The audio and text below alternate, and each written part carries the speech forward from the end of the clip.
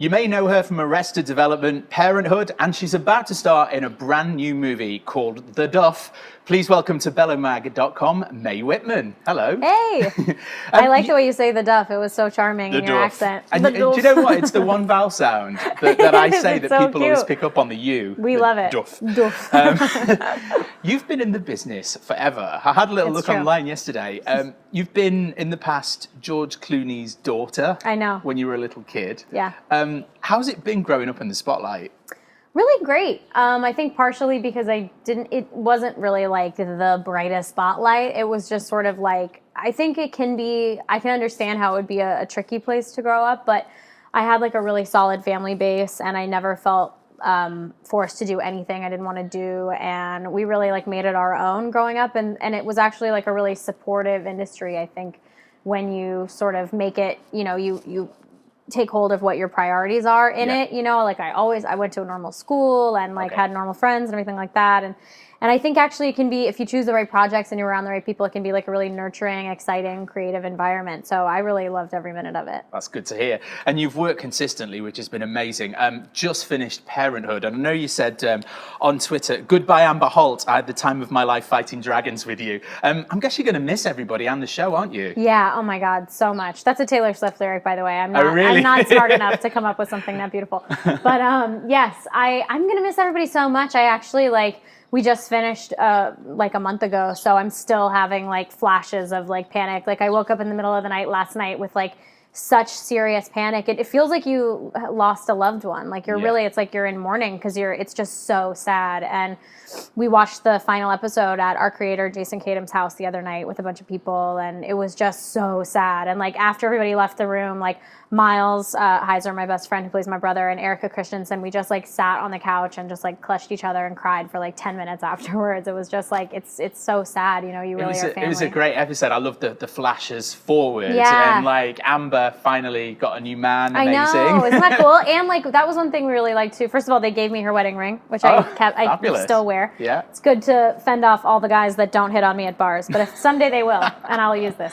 Yeah, I think it was really cool. I think that's the saddest part about it, is that you don't get to keep living the life with those people. You don't get to see kind of what happens. So I liked the idea that you could wrap up knowing that everybody's going to be okay, and you can have like kind of flashes of where their lives are going. And for me, it was exciting because Scott Porter played my husband, who I'm a huge Friday Night Lights fan. And so to be able to like have Amber marry Jason Street was like so exciting. And we liked, you know, he's so kind and sort of affable and clean cut and just really different from everybody she'd ever been with. So it was like the perfect send off, I think. Yeah, and you've been busy aside from that. I know your voice work's really important to you as well.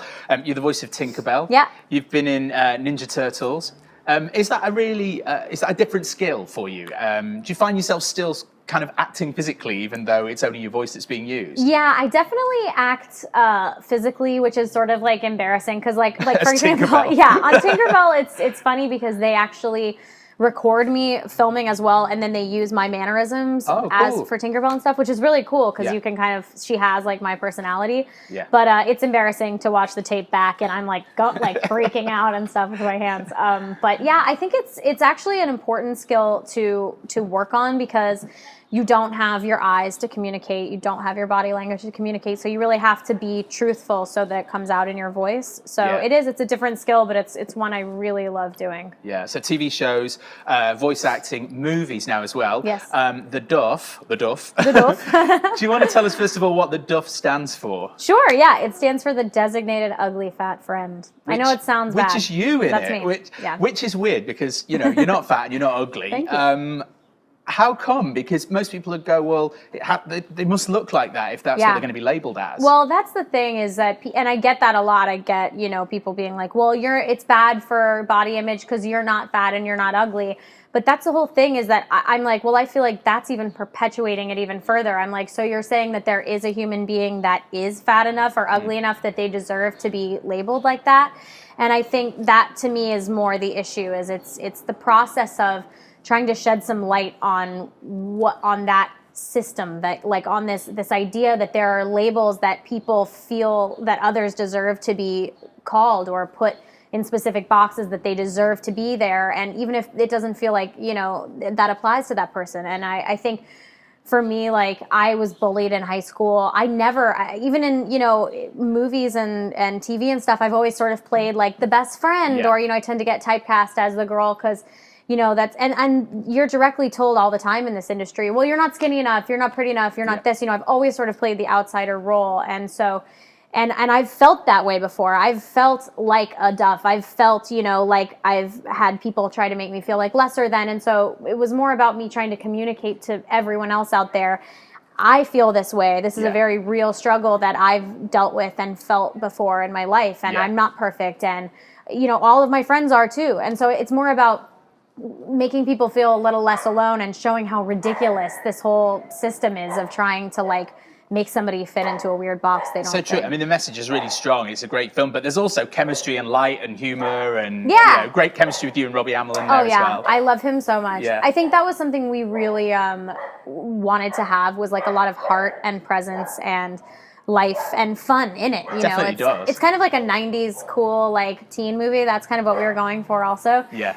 So yeah, I think hopefully it's just a really fun time, but also I think it's got a really good message of, like, body image and stuff like that for young girls, because I've felt it before, and it's so ridiculous. It's so see-through. It's so thin. You know, you gotta just love yourself and know how amazing you are. I agree. Well, what I've prepared for you, there's always something at the end of my interviews. Yeah, I'm excited. Are a few acronyms, because of course the DUF, as we said, means designated ugly fat friend. Yes. I'm going to give you some quickly now, and just tell me if you know what they are, if you've got any idea, or if you've got a take, even a guess. Great, I can always make it up. So the first one, I think you probably know this one, is BYOB. Any ideas? Bring your own beer. Bring your own beer, bring your own booze, bring your own bottle. Yeah, that's my favorite acronym. HAND, HAND. How anyone not does. It's much easier than that. Not does. Have a nice day. Have a nice day. Hand. I think that's a good one. You I don't can use like that in hand. text. Hand makes me feel weird. Oh, really? I don't Okay. like that. I don't want to just send This hand. one sounds a bit weird. Quim, KWIM.